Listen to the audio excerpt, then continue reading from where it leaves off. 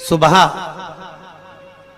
उठने के बाद घर की सफाई ना करती हो, दिन में पलंग पर सोती हो, रात्रि भर बर्तन झूठे जिसके घर में पड़े रहते हो, उस घर में तुम अपनी धर्म पत्नी को दरिद्रता को लेकर प्रवेश कर जाइए। जहां नारी दिन में सोती हो, जहां रात भर के बर्तन झूठे रखे रहते हो, उसके घर में तुम प्रवेश कर जाओ। महाराज, और स्थान तो कहां, जहां इमली का पेड़ हो, पीपल का वृक्ष हो, बड़ का पेड़ हो, कांटेदार पौधे जिसके घर में लगे हो, उस घर में तुम प्रवेश कर जाओ, वहां पहुंच जाइए।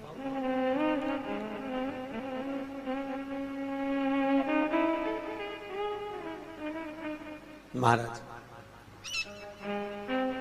अब दुस्साह मुनि और दुर्वासा जी की तो बात चल रही है, इतने में भगवान नारायण और लक्ष्मी का विवाह हो गया था। तो नारायण लक्ष्मी जी नारायण से बोली, अपने विवाह को आज 15 दिन हो गए, मेरी बहन के विवाह को 20 दिन हो गए, अपन मिलने नहीं गए, एक बार चलो ना मिलने। भगवान बोले चल चलते, और भगवान नारायण सीधे उस ज्येष्ठा से मिलने के लिए, दरिद्रता से मिलने के लिए चल। अब दरिद्रता से मिलने के लिए जैसे ही पहुंचे तो दरिद्रता कहां बैठी हुई थी? पीपल के पेड़ के नीचे। पीपल के पेड़ के नीचे दरिद्रता बैठी है और वहीं पर पहुंच गए। अब आप किसी से मिलने जाओगे तो क्या लेकर जाओगे? अरे बोलो तो क्या ले जाओगे? डंडा की मिठाई? डंडे लेकर जाओगे कि मिठाई लेकर जाओगे? अरे बोलो तो मिठाई लेकर जाओगे ना, कुछ भी मिष्ठान मुंह मीठा कराने के लिए। जिसकी विवाह हुआ है, अभी विवाह हुआ है, तो उसके यहाँ मिठाई का डब्बा लेकर चले।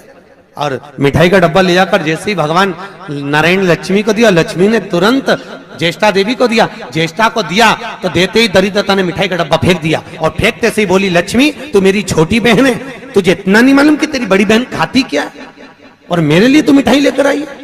तू पागल हो गई है, मूर्ख हो गई है, जो तू मेरे लिए मिष्ठान लेकर आई है। तुझे मालूम नहीं कि मुझे खट्टा और तीखा पसंद है। लक्ष्मी जी की आंख में आंसू भर गए। लक्ष्मी जी बोली, जीजी मैं तो समझी कि तुम्हारा विवाह हो गया है, हो सकता है तुम कुछ चेंज करी हो अपने स्वाद को, क्योंकि विवाह होने के बाद थोड़ा सा व्यक्ति बदल जाता है। मुझे लगता है आपने कुछ चेंज करा होगा, इसलिए मैं आपके लिए मिठाई लेकर आई। लक्ष्मी तुझे मालूम नहीं मैं क्या खाती हूं? मुझे नहीं चाहिए, मिठाई का डब्बा फेंक दिया। आज भी कई दरवाजों पर, कई दुकानों पर आपने नींबू मिर्ची टंगा हुआ देखा होगा। कई लोग कहते हैं नजर से बचाता है, नजर से नहीं, लक्ष्मी और दरिद्रता ये दोनों बहनें हर एक व्यक्ति के घर में प्रतिदिन प्रवेश करती है। पर लक्ष्मी के लिए मिठाई फ्रिज में रखी होती है, इसलिए लक्ष्मी सीधे अंदर चली जाती है, और दरिद्रता के लिए नींबू मिर्ची दरवाजे पर टंगा रहता है, इसलिए वो दरवाजे से खाकर वापिस चली जाती है। दरवाजे से खाकर तुरंत वहीं से लौट जाती है। कई लोग कहते हैं नजर के लिए, नजर के लिए नहीं, दरिद्रता हमारे यहाँ प्रवेश ना करे, ज्येष्ठा हमारे यहाँ प्रवेश ना करे, इसलिए नींबू और मिर्ची को दरवाजे पर बांधा जाता है। और कई लोगों को नहीं मालूम तो वो कहते नजर से बचाता। नजर से नहीं, दरिद्रता का प्रवेश ना हो। अगर दरिद्रता हमारे घर में प्रवेश कर रही है तो वो दरवाजे से ही भोजन कर कर निकल जावे, हमारे घर के अंदर प्रवेश ना करे। इसलिए हिंदू धर्म की रीति आज भी घर के अंदर नींबू और मिर्ची को एक ही डलिया में नहीं रखा जाता। अगर नींबू और मिर्ची एक ही डलिया में रखे रहते हैं तो उस घर में दरिद्रता का निवास होता है, दरिद्रता का प्रवेश। महाराज, हमारे यहां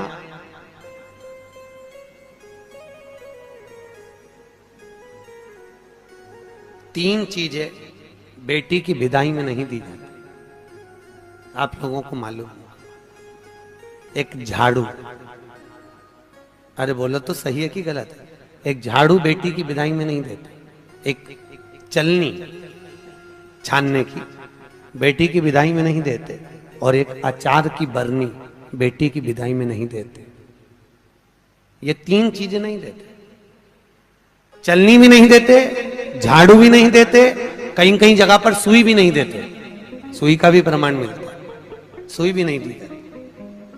और एक अचार की बरनी, अचार की बरनी भी बेटी की विदाई में नहीं देते। क्यों? क्योंकि अचार की बरनी में जैसे झाड़ू में हमारे यहाँ बेटी को अगर दिया जाता है तो उसके घर की पूरी लक्ष्मी छीर्ण हो जाती है, चलनी देने पर उसके घर की लक्ष्मी समाप्त हो जाती है, सुई देने पर उसके घर की लक्ष्मी समाप्त हो जाती है, उसी तरह अचार की बरनी देने पर बेटी के घर में उसका घर पूरा तहस नहस हो जाता है, पूरा बर्बाद हो जाता है। और आजकल माताओं का इतना प्रेम होता है ना बेटी से, अब करें तो करें क्या। और बेटी जिस घर में भी आती है ना, वहां के उसके बेटी के ससुर भी कहते थे बेटा तेरी मम्मी के हाथ का अचार बन वाला। अब इनको कौन समझाए भेड़ियों को, इनको समझाए कौन कि वह अचार में दरिद्रता का निवास है। अब के कौन इनको कि खट्टा और तीखा घर में प्रवेश करेगा अगर बहू के यहाँ का, तो उस घर में सुख नहीं रह सकता। चार लोग भी होंगे तो चारों का मुंह बिल्कुल नींबू की तरह खट्टा और वाणी मिर्ची की तरह तीखी रहेगी, चाहे कितना ही प्रयास करे।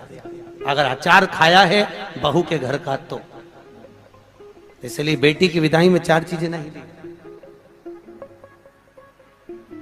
प्रमाण पहले क्या देते थे बेटी की विदाई में? बड़ी, पापड़, खाजा, सफेद पूड़ी मैदा की दलिया में रख के बेटी की विदाई में देते थे। क्यों?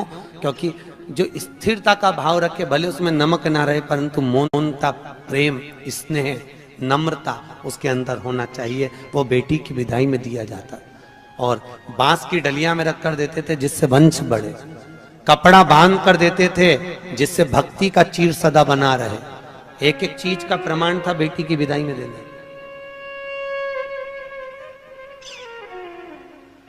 अब आज के जमाने में लोग तो जाने नहीं, बस जो आ जाए आन दो आन दो आन दो आन दो, और आ तो गया फिर पचान दो, फिर अब पचाओ। बहुत कठिन है। खाना सरल है पर पचाना कठिन है, बहुत कठिन, सरलता नहीं है। बोलो राधे। बहुत कठिन था। तो ये दरिद्रता देवी को, ज्येष्ठा को, और लक्ष्मी जी ने मिठाई दी, उसने फेंक दिया। मुझे खट्टा और तीखा पसंद है, मुझे नहीं चाहिए, मैं ये नहीं खा सकता, आप ले जाओ इसको, मुझे खट्टा और तीखा ला कर दीजिए।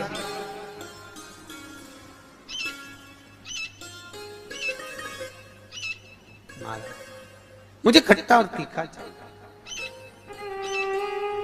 समझाया।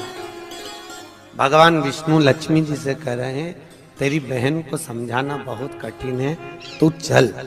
लक्ष्मी जी जाने लगी। इतने में लक्ष्मी जी ने भगवान नारायण से विनती करी, नारायण ये मेरी बहन दरिद्रता बैठी है पीपल के पेड़ के नीचे, और पीपल के वृक्ष के नीचे मेरी बहन बैठी हुई है।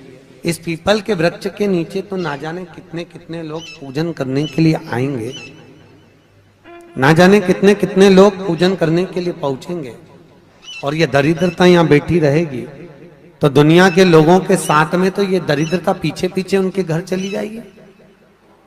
फिर दुनिया के लोग पीपल के वृक्ष की पूजन नहीं कर पाएंगे।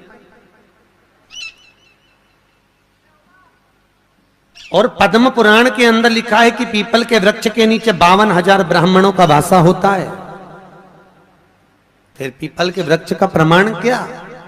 भगवान नारायण बोले, सुनो लक्ष्मी, ये पीपल के वृक्ष के नीचे तुम्हारी बहन दरिद्रता निवास कर रही है, पर जिसकी हाथ में या तो माला हो, जल का पात्र होगा, या कुंकू का चोपड़ा होगा, या दिया बाती होगा, जो अपने हाथ में कुछ ना कुछ लेकर आएगी पीपल के वृक्ष की पूजन के लिए और वापिस वो पात्र लेकर जाएगी, उसके पीछे कभी दरिद्रता उसके घर में प्रवेश नहीं करेगी। और जो खाली हाथ पीपल के वृक्ष के नीचे प्रवेश करता है, उसके साथ में दरिद्रता उसके साथ पीछे पीछे प्रवेश कर जाती है।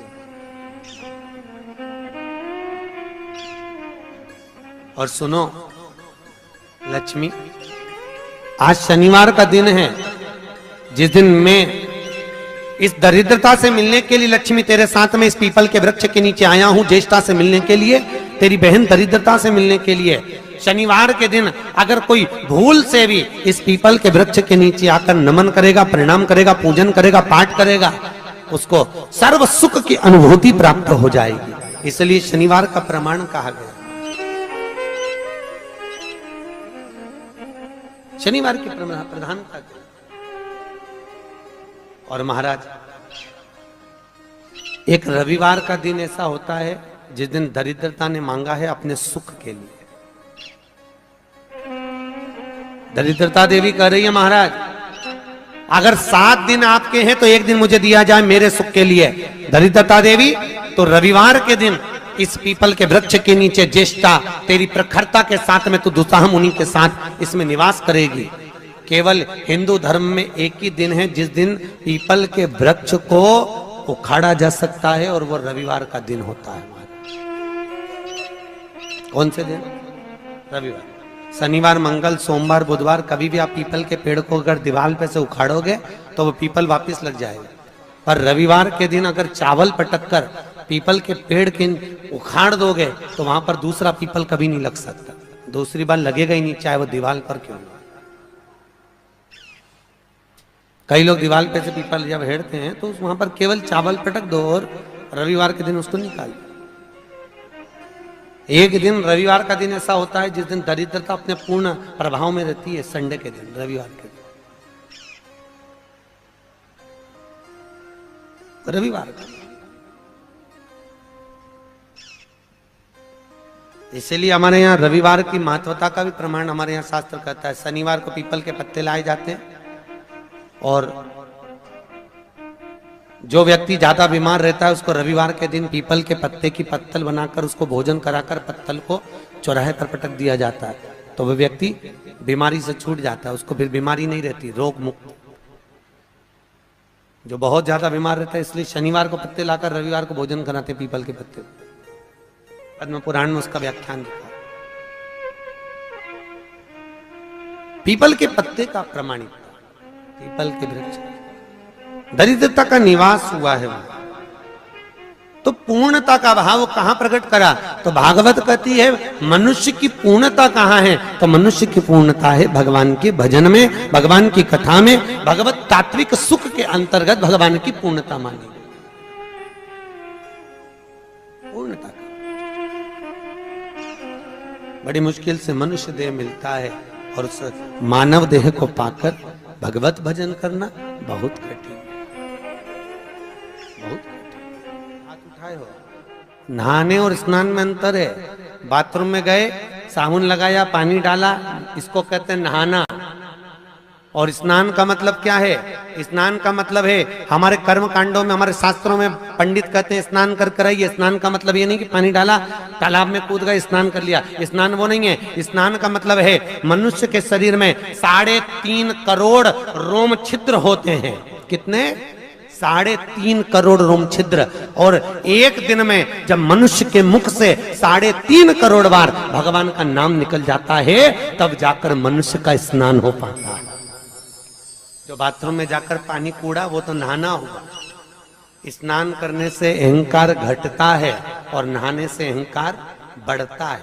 तुम जितनी बार मुंडा धोगी फेस बात से, उतनी बार दर्पण में मुंह देखोगी कितनी जोरदार लग रही, फिर मुंह धोगी, फिर अहंकार बढ़ेगा, फिर मुंह धोगी, फिर अहंकार बढ़ेगा। तो नहाने से अहंकार बढ़ता है और स्नान से अहंकार घटता है।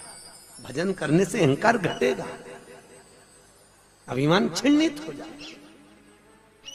स्नान करा, अभिमान धीरे धीरे घटता चले जाएगा। क्यों? क्योंकि स्नान करना मतलब सत्संग में जाना, सत्संग में जाना मतलब वहां पर हमारा कोई मान नहीं, हमारा कोई सम्मान नहीं। सत्संग में सब बराबर, सब एक बराबर। भजन महाराज,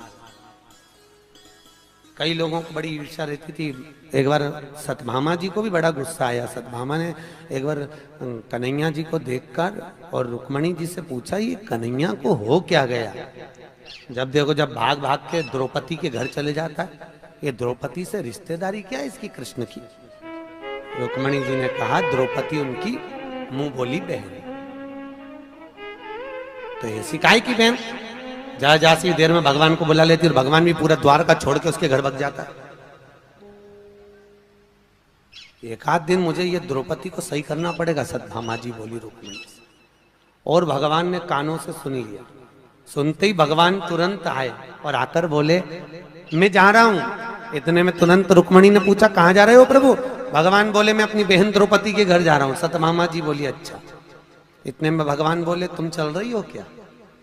सत्यभामा जी ने रुक्मिणी को कोनी मार के कहा आज मौका मिला, चल आज ननंद के तो ऐसा ठीक करेंगे जिंदगी भर नहीं बुलाएंगे, आज चल। और सत्यभामा जी तुरंत कहती हैं हाँ प्रभु हम चल रहे। रुक्मिणी जी बोली हम भी चल रहे। दोनों चल दी। पहुंची, द्रौपदी केश बार रही थी, बाल ऊंच रही थी, कंघे से बाल सवार रही थी। भगवान ने पूछा द्रौपदी जी क्या कर रही हो? द्रौपदी बोली भैया बाल सवार रही हूं।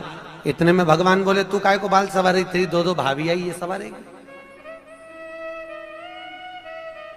सत्यभामा ने मन में सोचा अपनी तो पूरी लाइन क्लियर होती चली, अच्छा ऐसा बाल सवारूंगी एक खोपड़िया में बाल नहीं रहने दूं इसके, रुक तो जा ननंद के।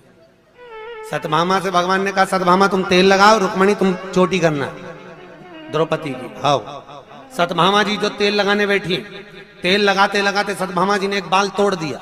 जो तोड़ा, द्रौपदी कुछ नहीं बोली, पर उस बाल को तोड़ते ही उसमें से आवाज आई हे कृष्ण। सत्यभामा जी ने फिर दूसरा बाल तोड़ा, फिर उसमें से आवाज आई हे कृष्ण। सत्यभामा जी ने फिर बाल तोड़ा, उसमें से फिर आवाज आई हे कृष्ण। जैसे ही बाल तोड़ने पर आवाज आ रही है, बार बार आवाज आ रही है, तो बार बार आवाज आए तो सत्यभामा ने रुक्मिणी से पूछा जी ये द्रौपदी के बाल तोड़ने से कृष्ण की आवाज क्यों आ रही है? तब भगवान कृष्ण ने आकर कहा सत्यभामा तुम पूछ रही थी कि मैं भाग भाग कर द्रौपदी के घर क्यों जाता हूं। सत्यभामा पूरी पृथ्वी पर मात्र एक द्रौपदी ऐसी है जो एक दिन में 3.5 करोड़ बार मेरा नाम जाप करती है, इसलिए मैं दौड़ दौड़ कर इसके पास जाता हूं। इसके हर एक रोम रोम में मैं समाया हूं, मैं समाया हूं। फिर भी सहन नहीं हुआ, फिर भी सत्यभामा से सहन नहीं हुआ। और सत्यभामा जी ने चोटी करते करते पूछ ही लिया द्रौपदी से, ए द्रौपदी जी एक बात बताओगी? द्रौपदी बोली बोलो क्या पूछना है? हमारा एक पति और हम 16,108 रानी, तो भी हमारे कहने पे नहीं चलता। और तू अकेली और तेरे 5 पति तेरे कहने पे चलते हैं। कहां की बूटी खिला दी तूने अपने पतियों को? ऐसी कौन सी जड़ी बूटी खिलाई है? ऐसा कौन सा जादू कर दिया जो तेरे 5 पति तेरे कहने पे चल रहे हैं और हमारा एक पति हमारे कहने पे नहीं चले? अब ये बात अगर किसी स्त्री से कहो कि तेरे पति तेरे कहने पे चल रहे हैं तो बुरा तो लगेगा ना, और हमारा पति नहीं चल रहा। बहुत गुस्सा आया द्रौपदी को, पर बोली कितना सुंदर। द्रौपदी बोलती है भाभी मेरा कृष्ण भी आपके कहने पर चलता, जैसे आज मेरे 5 पति मेरे कहने पर चल रहे हैं। मेरे 5 पति मेरे कहने पर केवल एक शर्त पर चल रहे हैं। याद करो जी भाभी, जब मेरा विवाह हुआ था ना, मैं अर्जुन के साथ में ब्याही थी। अर्जुन मुझे लेकर आए और मेरी सास रोटी बना रही थी।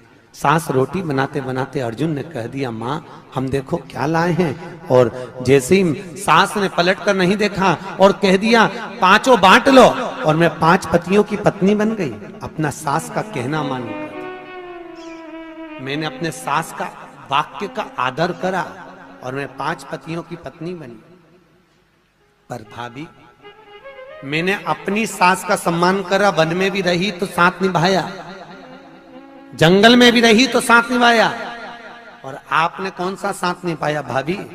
तुम 16,108 रानियां थी और तुम्हारे सास ससुर देवकी और वसुदेव द्वारका में मिलने के लिए आए थे। 16,108 रानियां तुम अपने अपने कमरे में जाकर सो गई और सास ससुर को हॉल में पटक दिया। अगर एक बहू भी अपना कमरा छोड़कर कह देती मम्मी 2 दिन के लिए आई हो, इसमें ठहर जाओ, पापा इसमें ठहर जाओ, तो सास ससुर का अगर तुम आदर करती, अगर तुम तुम्हारे पति के माता पिता का आदर करती, तो यह पक्का था कि तुम्हारा पति भी तुम्हारे कहने पर चलता। पर तुमने अपने पति के माता पिता का आदर नहीं करा, इसलिए तुम्हारे पति भी तुम्हारे कहने पर नहीं चलते। तुम आदर तो करती। भाभी आज भी वो देवकी वसुदेव हाल में ही बैठे हैं और सब रानियां अपने अपने कमरे में बैठी है। द्वारका गए हो आप लोग? द्वारका गए हो तो द्वारका में जाकर देखना, देवकी और वसुदेव का मंदिर द्वारकाधीश के ठीक सामने, सब रानियां अपने अपने भवन में और वो हॉल में पड़े। सम्मान करोगी तो सम्मान मिलेगा, आदर करोगी तो आदर मिलेगा। आप अगर माता पिता का आदर तो करो, वचन तो निभाओ। जब लड़का और लड़की की शादी होती है ना तो मैं 7-5 वचन बोलते हैं। इधर बोलते कि नहीं बोलते मालूम नहीं, जोधपुर में बोलते हैं 7-5 ही बोलते कि 14-15 बोलते हैं।